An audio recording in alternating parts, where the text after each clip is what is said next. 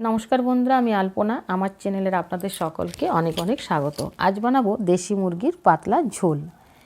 তো বন্ধুরা, আপনাদের দাদাভাই একটা দেশি মুরগি কিনে নিয়েছে, সেটা দোকানে কেটে কুটে পরিষ্কার করে নিয়ে এলো। চাইলে আপনারা এটা বাড়িতেও কাটতে পারেন। তো যা যা মশলা লাগবে সব কিছু নিয়ে নিয়েছি। এখানে আমি কাঁচা লঙ্কা দিয়ে বানাবো। কাঁচা লঙ্কা, তেজপাতা, গোলমরিচ, একটু ঝাল দিলে খেতে বেশ ভালো লাগে, দুটো শুকনো লঙ্কা নিয়েছি, আদা, রসুন, পেঁয়াজ কেটে নিয়েছি। তো এই যে মাংসটা নিয়ে এলো, এখন আমি গ্যাসের উপর কড়াই চাপিয়ে দিলাম, তাতে দিলাম সরষের তেল। তেলটা কম বেশি নিজেদের পছন্দ মতো অবশ্যই দিতে পারেন, খুব একটা আমি দিইনি। গরম মশলা, তেজপাতা ফোড়নে দিলাম, তারপর দিলাম 150 গ্রাম কেটে নেওয়া পেঁয়াজ। পেঁয়াজটা একটু লাল লাল করে ভেজে নেব। তো দেশি মুরগির যা স্বাদ বন্ধুরা, এখানে আমি যা যা মশলা লাগবে সেগুলো বাটিতে নিয়ে নিয়েছি, এখন পেস্ট করে নেব। পেঁয়াজটা ভেজে নেওয়া হয়ে গেল। এখন দেব হলুদ গুঁড়ো 1 চা চামচ, জিরে গুঁড়ো 1 চা চামচ। তারপর মশলাটা একটু ভেজে নেব, তারপরে যে পেস্ট করে রেখেছিলাম সেটা দিয়ে দেব। তো দেশি মুরগির যা স্বাদ, খুব একটা মশলা, ধনেপাতা বা টমেটো, ধনে, নানা রকম মশলা দিলে কিন্তু স্বাদটা লাগে না। চাইলে আপনারা সব কিছু ব্যবহার করতে পারেন। তো মশলাটা ভেজে নেওয়া হয়ে গেল, তেল ছেড়ে এসেছে মশলার গায়ে। এখন আমি দেব কেটে নেওয়া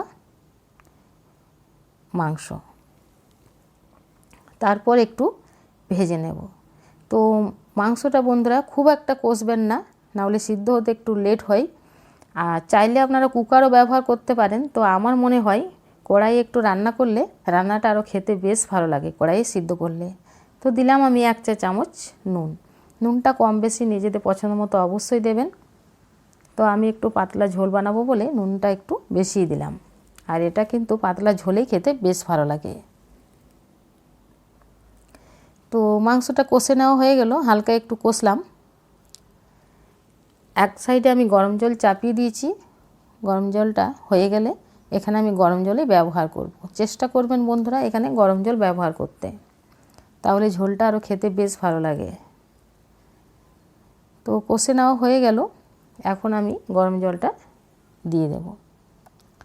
আর লো টু মিডিয়ামে করে সময় ধরে একটু সিদ্ধ করে নেব।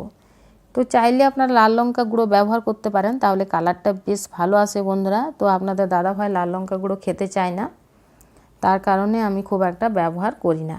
লাল লঙ্কা গুঁড়ো দিলে দেখতে কালারটা বেশ ভালো লাগে। তো ঢাকা দিয়ে সিদ্ধ করে নিলাম, প্রায় 1 ঘন্টা মতো লো টু মিডিয়ামে সিদ্ধ হয়ে গেছে। এখন আমি ঢাকনাটা খুলে নেব।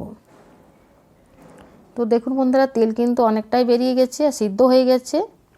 আর রান্নাটাও কিন্তু খেতে বেশ ভালো হয়েছিল। তো ভিডিওটি কেমন লাগলো কমেন্ট বক্সে জানাবেন, ভালো লাগলে লাইক করবেন। ধন্যবাদ।